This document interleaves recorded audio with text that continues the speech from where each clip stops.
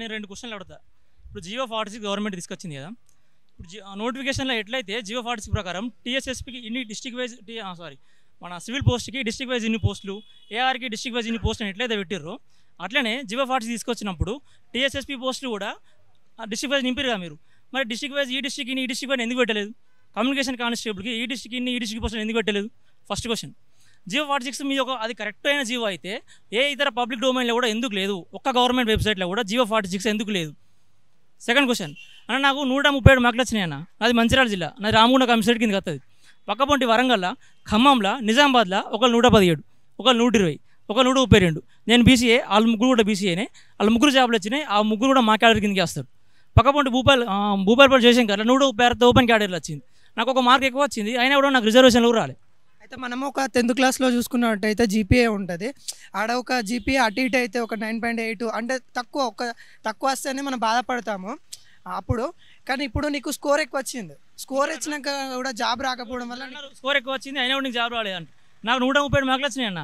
వికారాబాద్లో 82 మార్కులు వచ్చినాయి అన్న. 82, 82. నాకంటే 55 మార్కులు తక్కువ.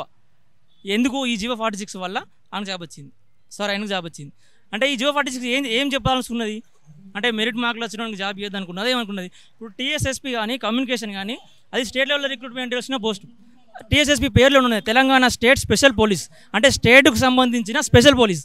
కమ్యూనికేషన్ కానిస్టేబుల్ కూడా స్టేట్ సంబంధించిన పోలీస్. ఇప్పుడు టీఎస్ఎస్పీ ఎప్పుడు కానీ స్టేట్ లెవెల్లో నింపుతారు. 2016లో కూడా 2018 కూడా స్టేట్ లెవెల్ నింపారు. ఎందుకంటే 12, 13 ఉన్నాయి బెటాలియన్లు మన రాష్ట్రంలో. అట్లనే కమ్యూనికేషన్ కానిస్టేబుల్ కూడా మన రాష్ట్రంలో 11, 12 ఉంటాయి పోలీస్ కమిషనరేట్లు. అంతే. అంటే రాష్ట్ర వ్యాప్తంగానేమో 12, 13 ఉంటాయి. నువ్వు జిల్లా వ్యాప్తంగా నింపుతావు. అటువంటిప్పుడు నువ్వు జిల్లాకు బెటాలియన్, జిల్లాకు పోలీస్ కమిషనరేట్ అట్లా ఇవ్వకుండా నువ్వేమో జిల్లా వ్యాప్తంగా నింపుతావు, పని మాత్రం స్టేట్ లెవెల్లో చేయించుకుంటావు. గత ప్రభుత్వాల తప్పిదాలు ఉన్నాయి. ఈ ప్రభుత్వానికి ఏం చెప్పదలుచు?